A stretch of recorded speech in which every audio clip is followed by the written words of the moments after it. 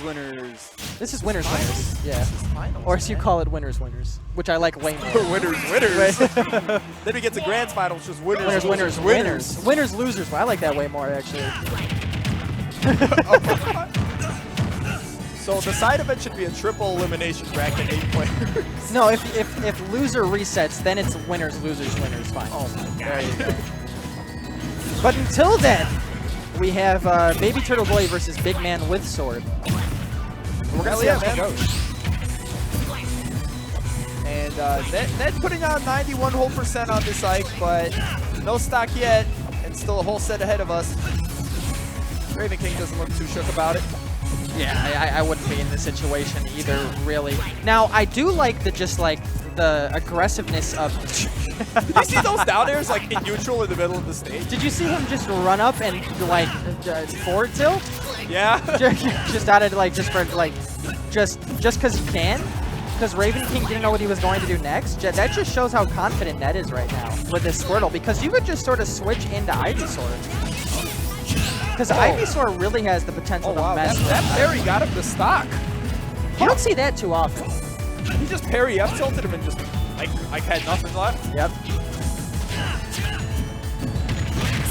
The grab, the up air. He wanted it. Now we're gonna see. I would think a much different game plan from Ned. Charizard really isn't going to be as useful at high percentages. Charizard's more going to be like a Harakiri character. Like, he's going to be a character like when he's at high percent, if he just wants to try to get as much damage as possible onto Ike, like just balls to the wall, like completely aggressive. Like, that's what we're going to see from his Charizard right now, because the character that's like the ace in the hole for Ike isn't Charizard, it's Ivysaur. It's always interesting how Pokemon trainers want to use their Charizard, because, like, you know, you use Ivysaur and Squirtle for neutral, really, right? Yeah. More or less. But then Charizard's weird. Like, you bust them out when you're, like, at 200 and you don't care to throw out side Bs. You bust them out when, like, you need that up throw, kill.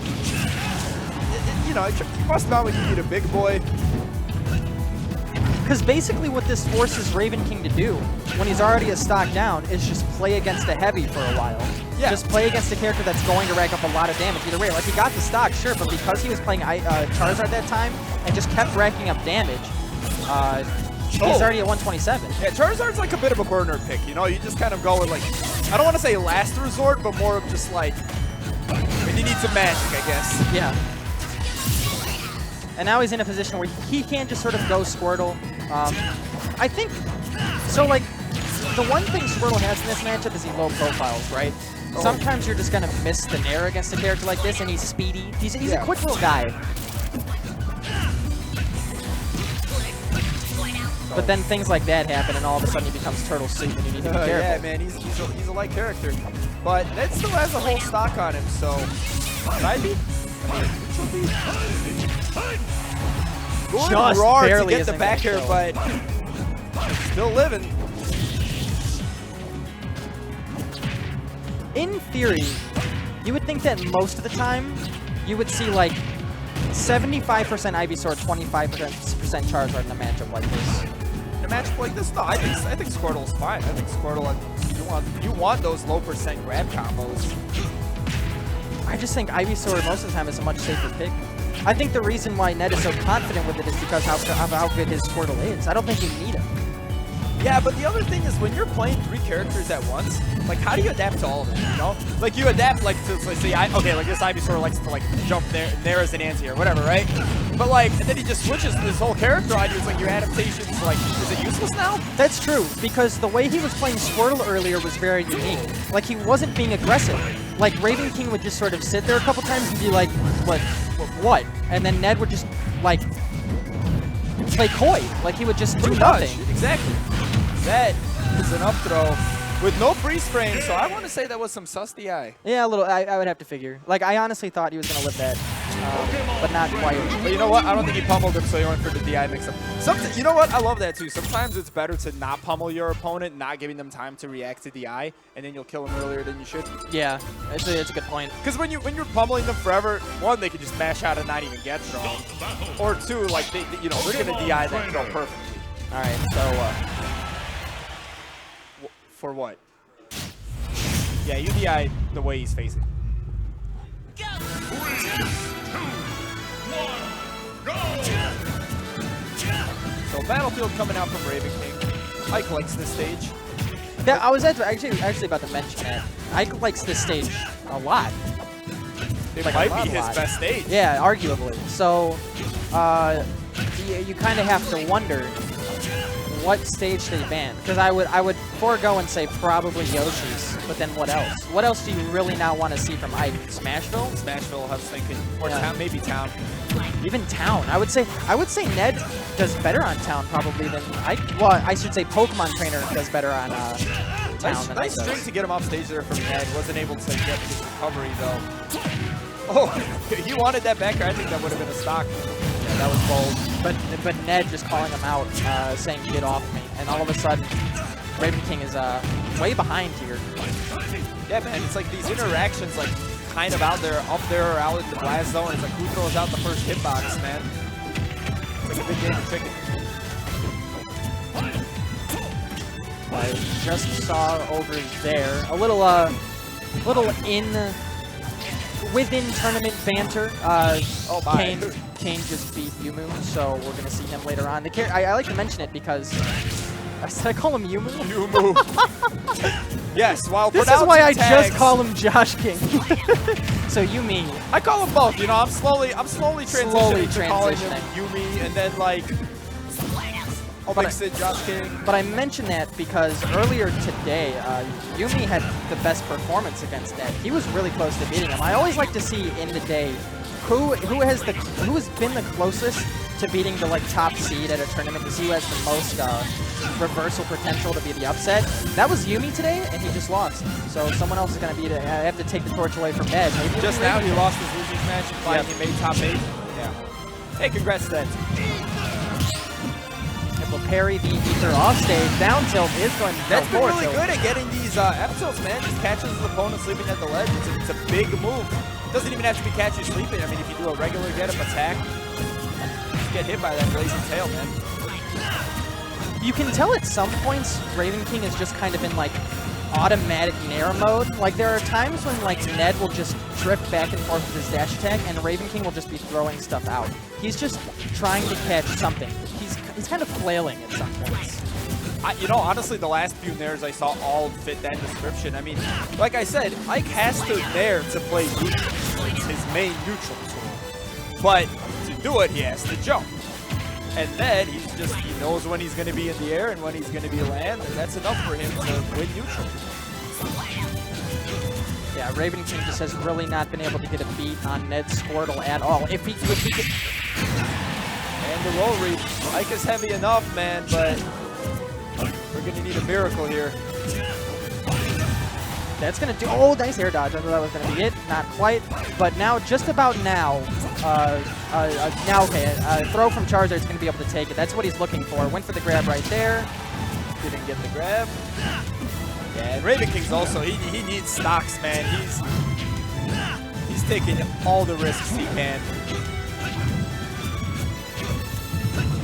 It's funny, man. Sometimes when you're behind, you just go for plays you wouldn't normally go for because you need something. He's able to live that back air. He's not going to be able to live another one. He's dead. I thought he was going to go for F-tilt. I think F-tilt might have killed him there, but I'm not sure, though. Grab? Yeah, you're gone. That's been the bread and butter for Ned. It's been as simple as wait and closing grab. out stocks, especially on Battlefield. He's had a lot of his games on Battlefield, and he's been using these platforms for that kill. Against characters who you go, oh, he's really good on Battlefield. Mario, Ike, they're really good on Battlefield. And it just has not mattered. ZSS is really good on Battlefield. I've heard people talking about ZSS earlier. She's another one of those sleeper characters in Chicago that nobody plays, kind of like Wario. Nobody plays Zero Suit at all. Oh yeah, you know how we have a Game & Watch problem? We can have so many more problems. Right. I saw that there was a Japan, or I can't remember if it was Japan or Korea's tier list, where Zero Suit Samus was #2, and someone was like, y'all, what is this character doing to you up there? This character is irrelevant in the States aside from one man who goes by the name of a planet. So, immediately though, getting into this game 3, we'll see if Ned can sweep just like he did with Dan. Ravenking has not really been able to get a He's slowing you down now. He's waiting. He's looking for an opening. He's trying to figure it out. He needs that sort of like mechanical reset. He's just been kind of doing Ravenking things and has not been able to figure out Ned at all. I can definitely see that, man. Which is funny. You know how last game he kept barely living. But hold on. He's finding something. Just starting to space a little more, starting to play a little more safe. And as I say that, this man takes one skull bash and he's dead. Is that move officially called Skull Bash? I don't know. It looks like it. Dude, there's a lot of moves in this game that could be called Skull Bash, honestly. Oh, yeah. I thought Pikachu side B was Skull Bash for the longest time. Actually, isn't it? I think side B might actually be. His dash attack is tackle. Right, not Skull Bash? I'm sure it is. I'm sure most Pokemon's dash attacks are called tackle. I'm sure Jigglypuff's is as well. Oh, yeah.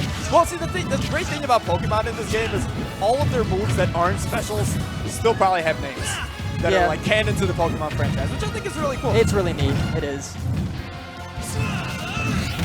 Okay, yeah, but... Like, you could call his Nair Fire Spin. So I'm sure someone's come up with a whole list of names for like every Pokemon. I'm sure it wouldn't even be that hard. And I'm sure it wouldn't even be that hard, but I'm sure there's that one move where you just like can't put anything to it. You're like, wait, what did they do there? Like, there's a couple moves from Charizard that are probably just called Slash. I'm pretty sure his forward air is just Slash, scratch. Couple up airs. Easy 46. Now, Ivysaur has been doing pretty well against Ravenking as well, but if there's one character that I think Ravenking is pretty used to, it is Ivysaur. I think that might be why he's utilizing Squirtle. I think Ned might know that he tried to end it with a bang right there. And he gets eaten up for it. He's going to pay the price for that one. Let's see if Ravenking can ride out that momentum from that down air, because he definitely needs it. 96%. He, 109% is a big number, but hey, we've seen it before. We all have. He used Slash, as we've named it so far in this stream. That one's flamethrower. For real, though. Definitely. And the grab. He just wants him off. Well, a bit. You know that Bart Simpson gif where he has the cake? Like, well, you tried.